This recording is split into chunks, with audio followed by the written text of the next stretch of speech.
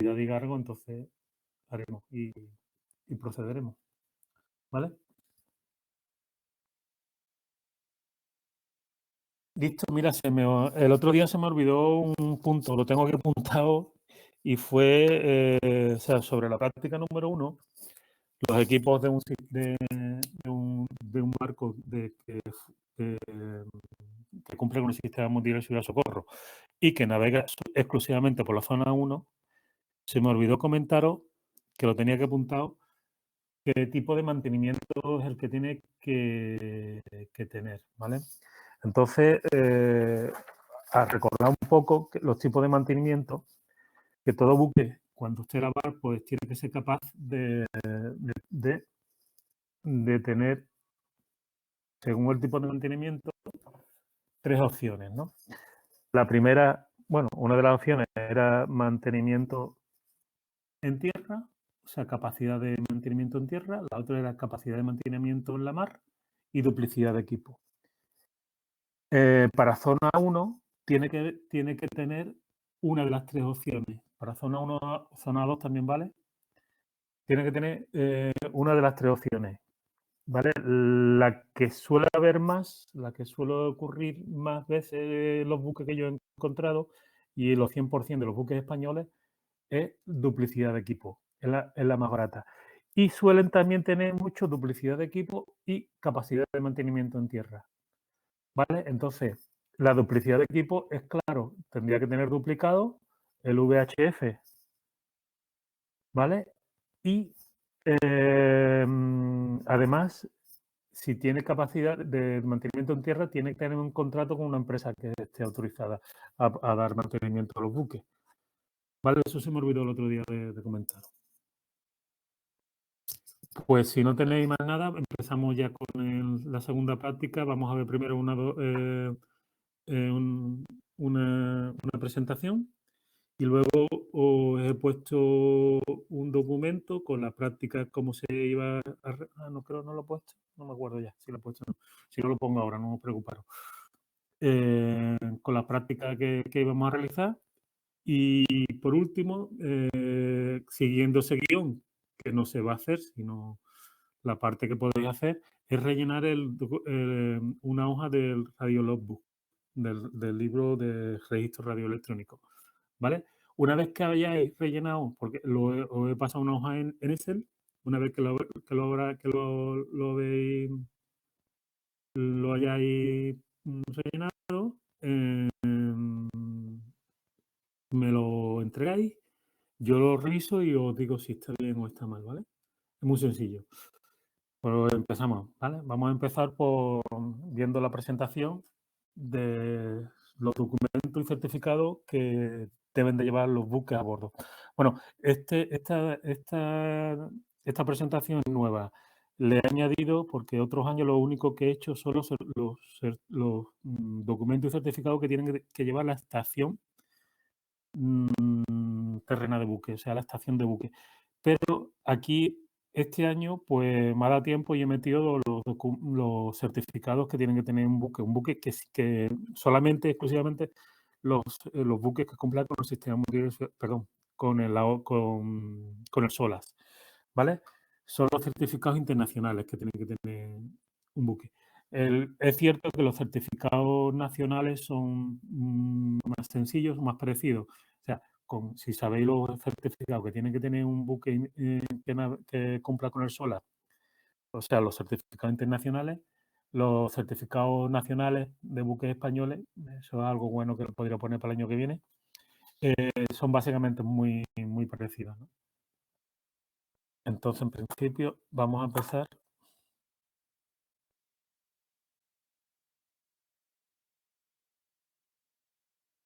Buenas tardes a todos, ¿eh? Bueno.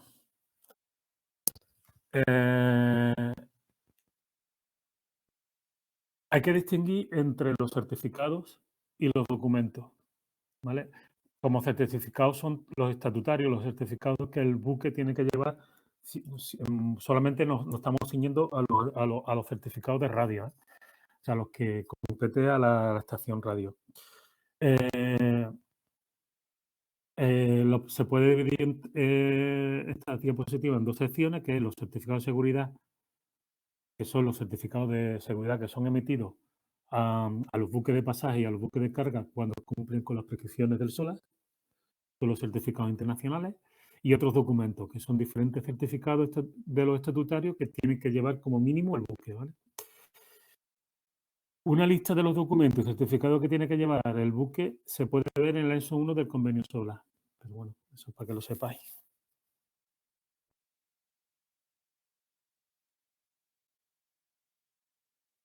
Vale, del tirón vamos a empezar ya con el certificado de seguridad de buque de pasaje. SOLAS distingue los certificados de buque de pasaje de los certificados de buque de carga, ¿vale? Los buques de pasaje, el certificado de seguridad de buque de pasaje es emitido después de una inspección inicial o de renovación, donde se constata que cumple con los requerimientos de los capítulos 2.1, 2.2, 3, 4 y 5 del SOLAS, ¿vale? Entonces, antes de entrar en servicio, se le hace una inspección, se le hace una inspección inicial. Luego, cuando corresponda, una adicional y luego una renovación cada 12 meses. Eso quiere decir que el buque del certificado de seguridad del buque de pasaje solamente dura un año, exacto. O sea, y en medio, cuando corresponda, hay una inspección adicional.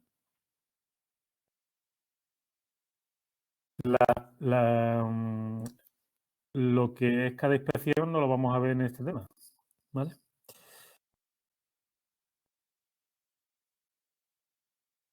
A ver, la diferencia entre un buque de carga y buque de pasaje es muy amplia, ¿no?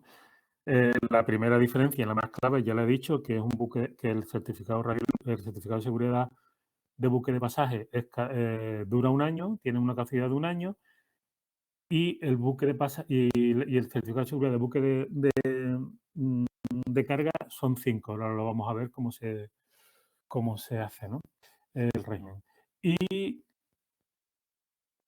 según el SOLAS 2, la regla 12 del SOLAS, del capítulo 1 del SOLAS, el certificado de seguridad para buques de carga es emitido después de una inspección inicial o de renovación, cuando se constata de que cumpla con los requerimientos pertinentes de los capítulos 2.1, 2.2, 3, 4 y 5, ¿vale? El 4 está claramente que es el capítulo 4 de radiocomunicaciones, ¿vale? Pero bueno, aparte que sabéis que los equipos de seguridad y salvamento, también el capítulo 3 y los equipos que establece el capítulo 2 y el capítulo 2.1 y el 2.2 y el 5, pues también están incluidos. Bueno, aquí fijaros que puede haber un certificado de seguridad para buque de carga o puede haber también una alternativa al certificado de buque de carga, que son 3 certificados, ¿vale? Uno es el armonizado, donde está todo incluido, el certificado de seguridad de buque de carga, y alternativamente puede haber 3 certificados paralelos, que son el certificado de seguridad de construcción para buque de carga, el de seguridad de equipo para buque de carga y el de seguridad radioeléctrico. Evidentemente, el certificado de seguridad radioeléctrico es el que nos interesa a nosotros. Pero bueno, si tiene el certificado de seguridad para buque de carga, estará incluido todo armonizado, o sea, será el certificado armonizado, estará incluido todo. Y si tiene la alternativa de tener 3 certificados distintos, el de radio será uno, el de seguridad radioeléctrica será uno. Vale, vamos a ver ahora el régimen. El régimen es muy distinto al de pasaje. Después, o sea, el certificado, en este caso, el de seguridad de construcción, se emitirá una vez que haya superado una inspección inicial o de renovación, donde se constatarán los requerimientos pertinentes de los capítulos 2.2, 2.1, 3, 4 y 5 del SOLAS. Fijaros que aquí no está el 4. ¿vale? Y entonces, ¿cómo funciona esto? Tenemos el periodo inicial, o sea, una inspección inicial antes del que el buque entre en servicio, sería el año cero, un anual estaría que se podría hacer 3 meses antes o 3 meses después del vencimiento anual, un adicional cuando corresponda. Ya entraríamos en el segundo año, sería el segundo anual, que se podría hacer 3 meses antes o 3 meses después del vencimiento del segundo año anual, y luego entre el segundo y el tercer año, un intermedio. El tercer año sería otro anual en 3 meses antes o 3 meses después del vencimiento del tercer aniversario. El cuarto sería otro anual 3 meses antes o 3 meses después del vencimiento del aniversario, del cuarto aniversario, y ya en el quinto aniversario tendría que haber una inspección de renovación, que sería los 5 años. ¿Vale? Este es el régimen de inspecciones que sufre cualquier buque de carga. Y en este caso es el certificado de seguridad, pero que para cualquier otro certificado también se lleva.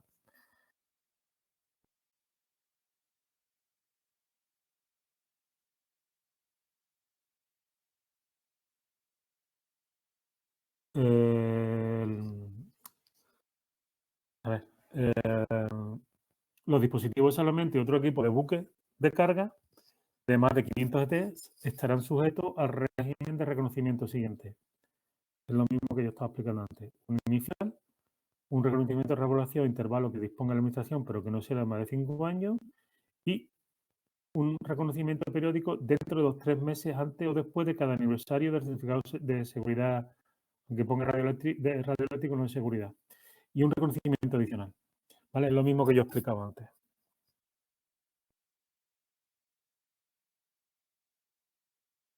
Y el certificado de seguridad radioeléctrica, que es el que más nos interesa a nosotros, pues es exactamente igual. Será emitido después de una inspección inicial o de renovación. Y el régimen exactamente es el mismo. Un reconocimiento inicial antes de entrar en servicio el buque, un reconocimiento de renovación a intervalo que disponga la Administración, pero que no excederá más de 5 años, un reconocimiento periódico dentro de los 3 meses antes o después de cada aniversario del certificado, o sea, en los años, y, y un reconocimiento adicional que es cuando corresponda. Y el intermedio, que es que no que viene aquí, pero el intermedio es entre el, el segundo aniversario y el tercer aniversario.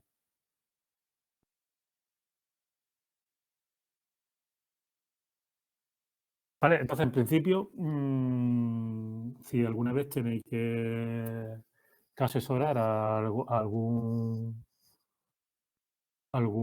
armador o bien estáis embarcado en un barco, pues tendréis que saber que los certificados tanto de buque de pasaje, de seguridad de buque de pasaje, como de seguridad de buque de carga o el certificado de seguridad radioeléctrica, tienen un régimen exclusivo de reconocimiento, ¿vale? Después antes de entrar en servicio recibirá una inspección inicial y una de renovación cuando cumpla, cuando cumpla la caducidad del certificado. Si es un certificado de pasaje será cada 12 meses, y si es un certificado de, de buque de carga será por un periodo que diga la Administración, pero que no superará los 5 años. Y entre medio pues habrá anuales, intermedios o adicionales, según corresponda. Otro documento que tiene que ver, otro documento que tiene que ver en el buque, que es el manual de formación. Se llama Manual de Formación y Medios Auxiliares para la Formación a Bordo. ¿Vale? Se emite o tiene que estar en virtud de la regla 35 del capítulo 3 del SOLA.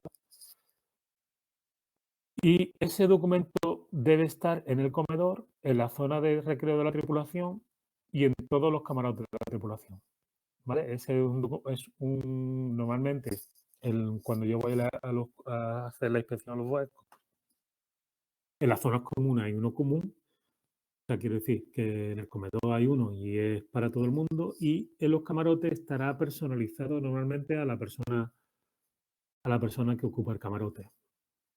Suele serlo así. Evidentemente, yo a nadie lo he visto leer el manual de formación, pero bueno, tiene que estar y en todo caso alguien se puede poner a leerlo. La intención es esa, ¿no? La intención es que en cada momento todos los trabajadores del buque sepan cómo funcionan las cosas y cómo,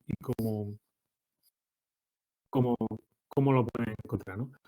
Dice, bueno, el manual de formación podrá contener varios volúmenes y contendrá instrucciones e informaciones fácilmente comprensibles e ilustradas, siempre que sea posible, relativa a los dispositivos de salvamento y a los métodos óptimos de supervivencia. Cuando cualquier parte de esa información podrá facilitar en formato audiovisual en lugar de figurar el manual. En particular, y relacionado con el equipamiento radioeléctrico, eh, debe haber una explicación detallada con ayuda e ilustraciones del uso de equipamiento radioeléctrico. Víctor, ¿quería decir algo? You are now unmuted. Vale. You are now muted. Pues vamos, seguimos. Vale, entonces, otro documento que tiene que haber el buque es el manual de formación en relación con el equipo radioeléctrico. ¿Vale?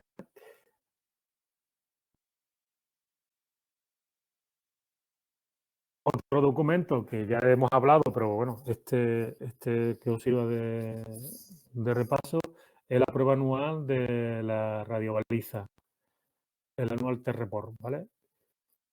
Que ya lo vimos en su día, que se tenía que someterse a una prueba anualmente para verificar todos los aspectos relativos a la eficacia operacional y prestándole especial atención a la frecuencia operacional, la codificación y el registro de la radiobaliza. Y si es el buque de pasajes, esta prueba anual se hará dentro de los 3 meses anteriores a la fecha de expiración del certificado de seguridad para buques de pasajes. Y si es buque de carga, dentro de los 3 meses anteriores a la fecha de expiración o dentro de los 3 meses anteriores o posteriores a la fecha de vencimiento anual. ¿Vale? Del certificado de seguridad radioeléctrica.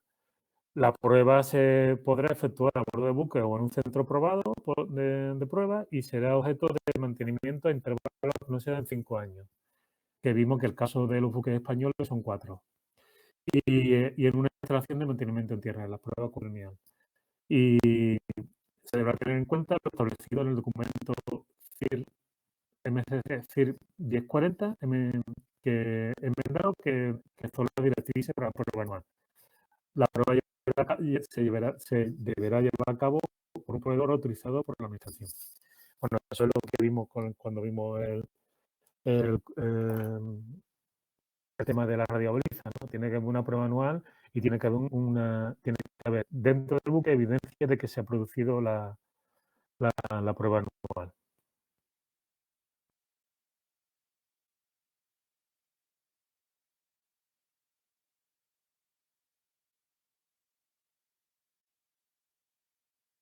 Bueno, igual que la prueba anual de la radiobaliza, también está la prueba anual del AIS, que también tiene que estar a bordo, ¿no? Se establece según el SOLA 5, la regla 18.9 y se somete a una prueba anual y se conservará a bordo una copia.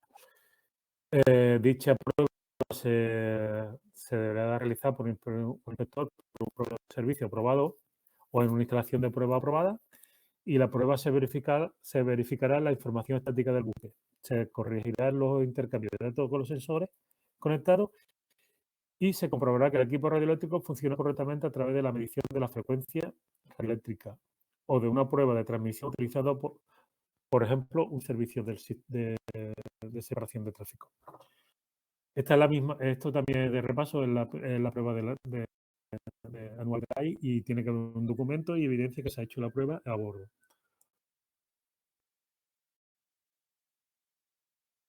Para el MRIT, que también lo vimos, ¿no? Es exactamente igual. Tienes una prueba, tiene que estar estipulada en el MSC, el MSC circular BIP 1307, que habla sobre la prueba de conformidad, ¿no? del equipo. Y la prueba de conformidad debe ser realizada por una empresa, con una ASP reconocida y autorizada para efectuar las pruebas. La administración o la empresa, que en este caso, en nuestro caso para buques españoles, es la empresa autorizada, deberá de expedir un informe para la prueba de conformidad una vez que se haya superado. Cuando vimos el tema del RIT, vimos que las ASP tendrían que estar autorizadas y hay una lista de ASP que son las únicas que pueden dar este certificado. El RIT vimos que era un equipo que estaba sujeto a normativa internacional el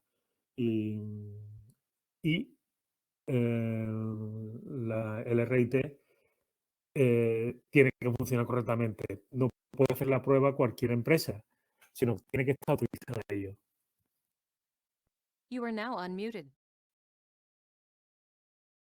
Normalmente el RIT está conectado al IRMA SAFE, sí. ¿Vale? You are Pero now muted. no confundirlo con el SAS, con el equipo de una alerta de seguridad. El RIT es igual que el AI, pero a larga distancia. Recordad. Vale, otro documento que también vimos, también sirve de repaso, es el IANSAR. ¿Vale? Es un documento sobre medios móviles destinados a llevar a cabo en la unidad de aeronaves de búsqueda y salvamento al fin de mejorar la eficacia de la actividad de búsqueda y salvamento, ¿vale? Entonces, el volumen 3 del IANSAR es el que tiene que estar los buques. El 1 y el 2, perfecto, pero el 3 es el que tiene que estar, ¿vale?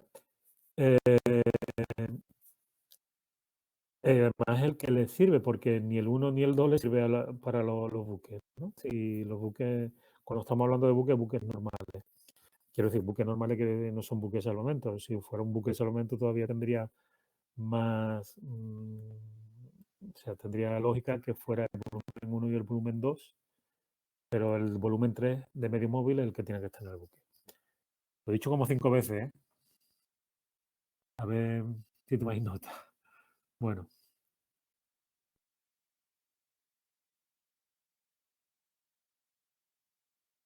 Vale, ya hemos visto documentos, pero ahora vamos a ver los documentos que son exclusivos de, de las estaciones, ¿vale?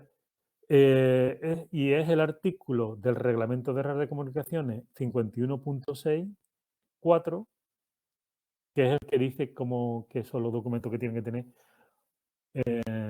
las estaciones a bordo, los documentos mínimos, ¿vale? Se enumeran, he puesto literalmente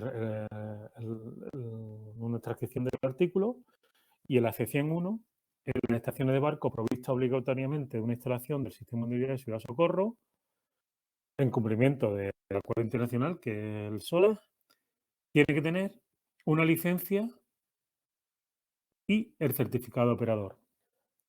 La licencia una licencia de estación de barco, que es que autoriza el uso del espectro radioeléctrico, y el certificado de operador que vimos en el tema, me parece que el tema 2 o el tema 3, que era los certificados de operador. De todas maneras, los vamos aquí a recordar nuevamente.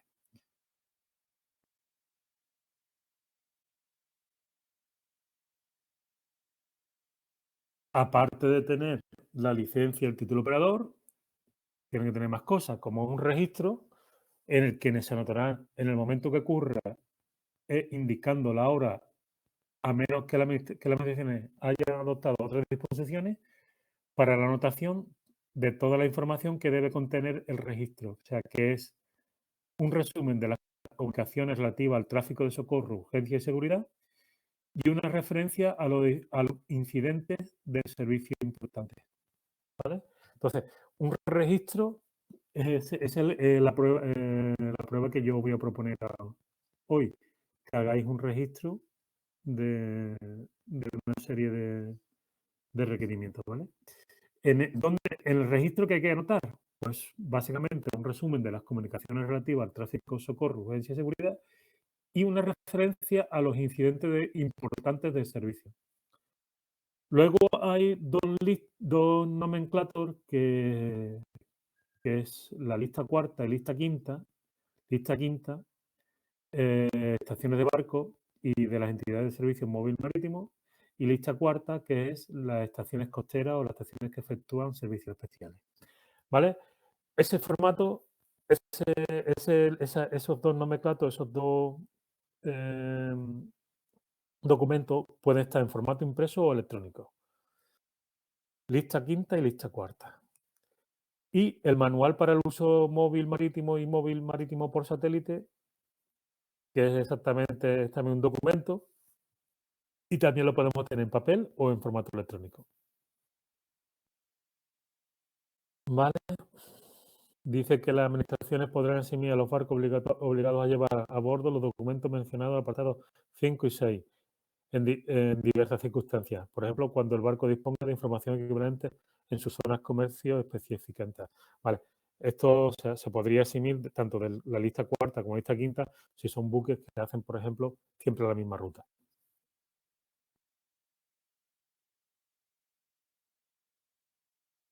En la sección 2 son estaciones de barco provistas obligatoriamente de una instalación de comunicaciones de acuerdo regional o no internacional. O sea, son estaciones de barco que no cumplen con el sistema de mundial y seguridad de socorro.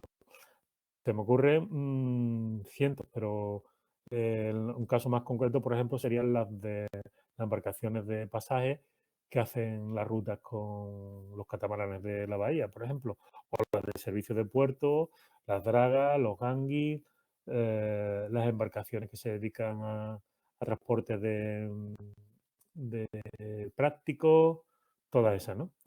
Entonces, esas estaciones tienen que ir provistos, otras que todas las tienen que tener son los remolcadores, ¿vale? Pues la licencia tiene que tenerla, el certificado de operador en cada caso, un registro, un radio logbook, la lista cuarta, la lista quinta, no, perdón, la lista cuarta no, perdón, la lista quinta no, la lista cuarta, la de las estaciones costeras y la lista y el manual para el uso de servicio móvil marítimo. Aquí se quitan la lista quinta, la lista de búsqueda. ¿Vale? Y igual que antes, las administraciones podrán eximir a los barcos que llevan a bordo los documentos mencionados en el apartado 4 o 5, la sección 2, en diversas circunstancias, por ejemplo, cuando los barcos dispongan de información equivalente para la zona de comercio específica.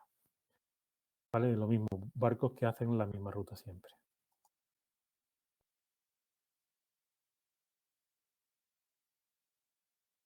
Y las demás estaciones, pues tienen que llevar los documentos unidos de la sección 2, o sea, la licencia y la licencia y el certificado de operador, y los documentos 4 o 5 de la sección 2, es decir, la lista cuarta y el manual de servicio móvil marítimo o marítimo por satélite. Igual que antes, la administración podrá eximir a los barcos de llevar a bordo los documentos en el apartado 2 en diversas circunstancias.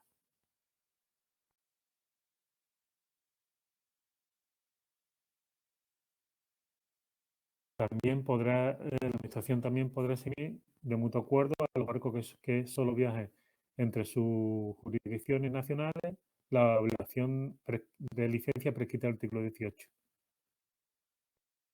Y de llevar a bordo, lo menciona el punto 1 de la sección 3, siempre que estos barcos tengan otro tipo de licencia y autorizaciones.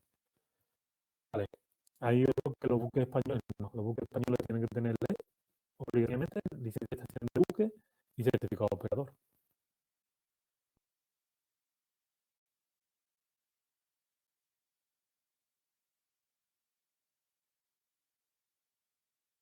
En cuanto al reglamento de radiocomunicación español, habla el artículo 7 de la licencia, ¿no? La licencia de estación de barco. Y se establece que todos los buques españoles que dispongan de algún tipo de transmisor de uso marítimo, ya sea obligatorio o voluntario, deberá disponer de una LED. Y esa LED deberá ser expedida por la Dirección General de Minas Mercantes. Esta licencia deberá estar situada en un lugar fácilmente visible de la estación y ampara y autoriza exclusivamente los equipos y frecuencias y canales reseñados en ella. ¿Vale? Entonces, este artículo, que está muy bien redactado, tiene sus exclusiones.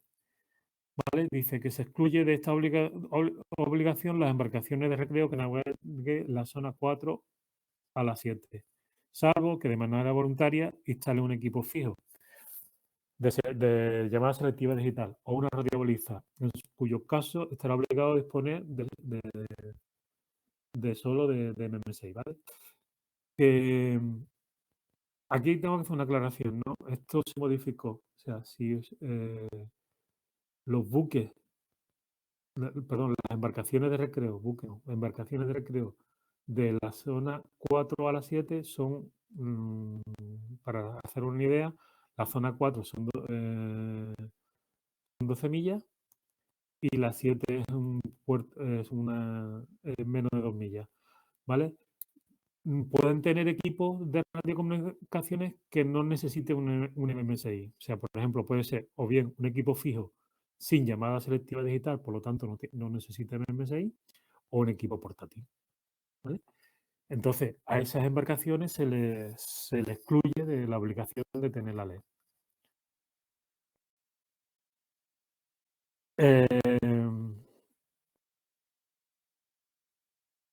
Mm, en la licencia no tienen que tampoco aparecer los equipos emisores tales como radares, sondas u otro equipo que no sean de comunicaciones. Solamente tienen que aparecer en la licencia los equipos de radiocomunicaciones.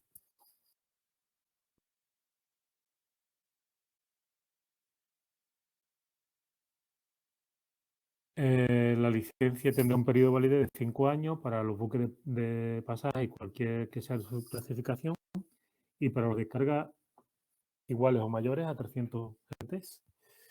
Y para los buques de pesca nuevos existentes de eslora igual o superior a 24 metros. Para el resto de buques que no salen a la... Y para los buques de puerto que salen a la mar, que son la clase T. Para el resto, indefinida. ¿Qué quiere decir esto? Que si eres un buque de los que caducan, cada 5 años tienen que renovarlo. Y el resto es indefinido.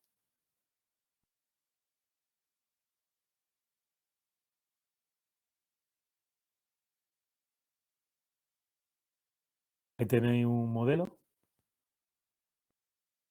Es el modelo que emite la Dirección General de Marina Mercante. El anverso y el reverso. Tiene los equipos, los datos del buque, los equipos, la frecuencia, la marca de modelo, frecuencia, las clases de emisión. Y detrás pues vienen las observaciones y notas importantes. La validez también, ¿no?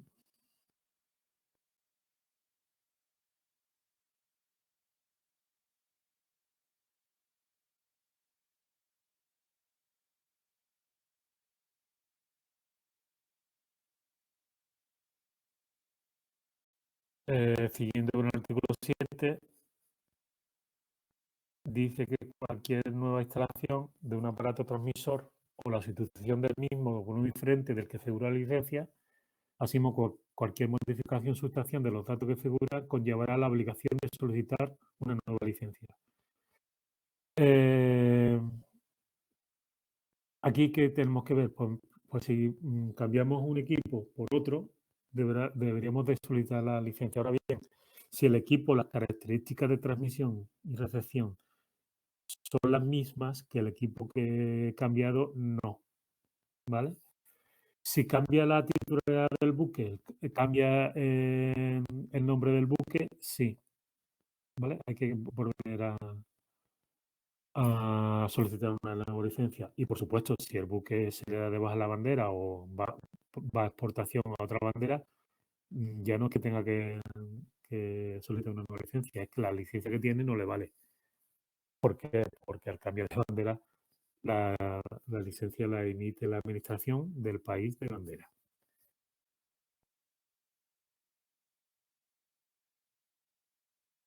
Bueno, eso es el artículo 7 del reglamento, ¿no? Luego, vamos a ver de repaso los títulos de operador general y restringido, los títulos de la enmienda de manera del Código de Formación, ¿vale? Entonces, en el capítulo 4 de la enmienda de manera del STCW del Código de Formación, define lo que es radiooperador y radiooperador del sistema mundial, ¿no? Y claramente el radiooperador es la persona que posee el título idóneo, expedido y reconocido por la administración, ¿vale? Los equipos de radiooperadores los emite la administración, en virtud de lo dispuesto en el reglamento de radiocomunicaciones. Y el radiooperador del sistema mundial son las personas cualificadas conforme lo dispuesto en el capítulo 4 del convenio del STCW, convenio de formación. Los títulos de competencia es el título expedido y refrendado para capitanes oficiales y radiooperadores con arreglo a lo dispuesto en el capítulo 3, 2, 3, 4, 5 y 6 del presente anexo. Bueno, en definitiva, el título de operador general y el título de operador restringido que se otorga en virtud del Código de Formación STW son títulos. Anteriormente eran certificados de competencia, ahora son títulos, certificados eran certificados, ¿no? Y ahora son títulos de competencia. Que me está haciendo lío.